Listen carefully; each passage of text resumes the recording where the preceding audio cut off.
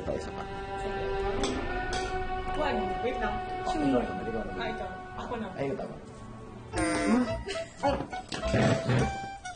Ano? Akala ko ba tayo magka-date? Sorry, hi Bea. I'm Bea Lacson from Bea, Felicia. upo ka. Ganyan tayo eh. Upo ka, Bea. Nawala lang ako saglit. Naghanap ng ibang Bea eh. Sa bagay, alam mo mga Bea magaganda. Bea Beautiful. Yes. Diba? Hindi, gusto ko lang ipatry sa inyo yung mga bestsellers namin. And yung mga favorites ko dito. Lahat matatamis na. Parang kayo. Oh. Pwede ko ba tikman muna tong Sige. pinagsusubuan ko kanina? Kasi bigay ko sa yung best part yung mga nasa gitna, di ba? Oo. Para maraming cheese. Para cheesy. Hindi, actually, pinag-usapan namin kanina ni Bea. Ikaw. Ay, Chisero frog. Nagkikwento ako sa'yo. Chuserong frog. Chisero frog.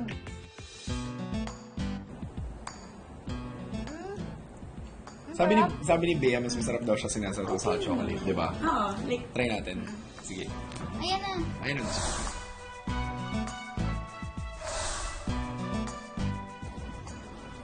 Oh, di ba? Solid. Seryoso. No kidding. Solid talaga. Pupunta po kayong Bacolod. Punta kayo dito agad. Masarap.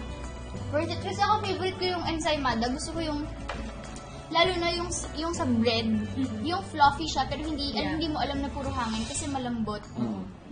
The ensaymada is really an old recipe by Marisan's mom. No? Home-based siya dati. She made it and sold it from the house. 8-9 years ago, in partnership with her sister, they came up with this store. This is the best seller ngayon. My favorite's the chocolate cake. Chocolate Pero cake. ikaw sigurong magkakain niya. Sexy subo.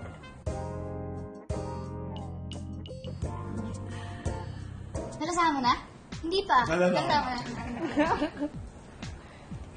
Ito yung, sorry nasira ko kanina, pero this is one of our best sellers too, Sans Rival. Pero sa iba, di ba, parang butter lang. Sa amin, we have 5 flavors of Sans Rival. And kami, since it's the sugar capital of the Philippines, Negros, 100% Negros sugar talaga ginagamit namin. What makes Felicia's stand out? Actually, ito, pili clusters. Recipe yan ng mami ko. Almond depths, kay ma'am din to. At saka yung fruit cake. Halos lahat. Ito yung cookies kasi yung sila dalawa ni Tita Mar, yung tita ko.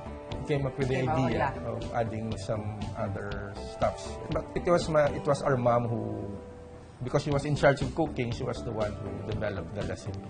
The packaging was the concept of our Tita Feli Montelibano. Idea niya lahat yan, even the design. No? So dito ba, kayo rin ba, personally, ang mga negrense? Tama ba? yeah, negrense. Mahilig din talaga kayo sa sweets. Yes. Kasi we love to eat. Parang kayo tumataba. Tumataba naman. And then mostly, mga old like families here, mahilig kami magluto. And then more on sweets, pero kahit hindi sweets, magaling magluto mga negrense. Bea, thank you sa mga food na pinataste mo sa amin na sobrang nakakabusog and lahat sila masarap. Bawal ang diet dito sa Oo Bacolod. nga eh. Pero paano namin siya mahanap paano mahanap ang Felicia sa FB or IG? May accounts ba sila? Yes. Felicia's Pastry Shop on Instagram and Facebook.